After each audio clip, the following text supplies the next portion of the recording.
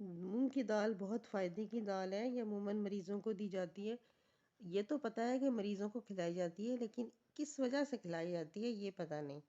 अगर हमारे पास 200 ग्राम मूंग की दाल हो तो उसमें 212 कैलोरीज होती हैं, 0.8 ग्राम फैट होता है, चिकनाई यानी, और 14 ग्राम प्रोटीन होती है, 14-15 ग्राम से फाइबर होता है, ऐसे 38 ग्राम 38 ग्राम कार्बोहाइड्रेट्स होती हैं, फोलेट B9 इसमें 80% होता है। जितनी हमें रोज़ाना की रिक्वायरमेंट है, रोज़ाना की ज़रूरत के मुताबिक 80% होता है।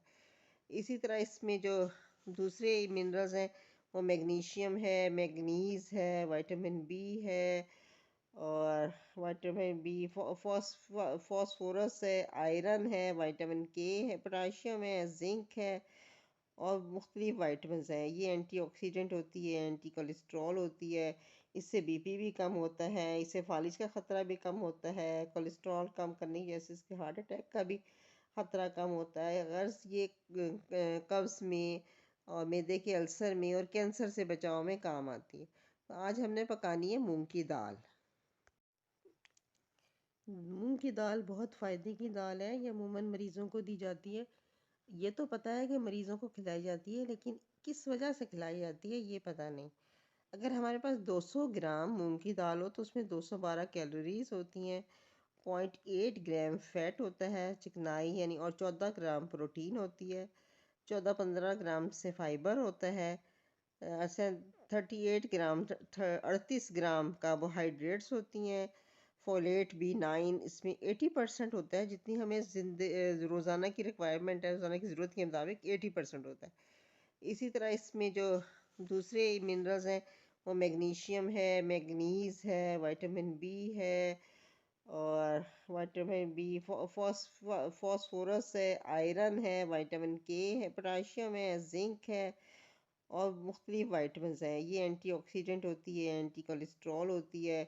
इससे बीपी भी कम होता है, इससे फालिज का ख़तरा भी कम होता है, कोलेस्ट्रॉल कम करने की वजह से इसके हार्ट अटैक का भी ख़तरा कम होता है। गर्ज ये कब्ज़ में और मैदे के अल्सर में और कैंसर से बचाव में काम आती है। तो आज हमने पकानी है मूंग की दाल।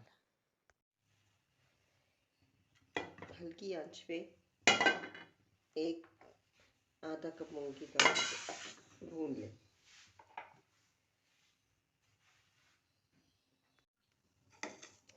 मूंग की दाल पकाने से पहले हल्की आंच पे इसे भूनना है। ये सूखी दाल है, भून के ठंडा करके धोना है, उसके बाद इसको पकाना है। दाल में डालने के लिए चाहिए पौना चम्मच मिर्च, तकरीबन पौना चम्मच नमक, 1/4 टीस्पून हल्दी, और इतना एक लहसुन पीस के, और ये 1 चम्मच कुकिंग ऑयल।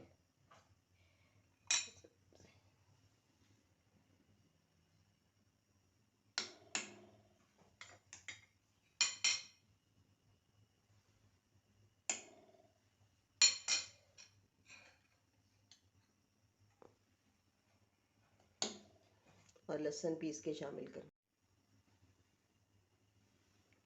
इतना कुकिंग ऑयल डालेंगे, ये उबलने से बचाती है।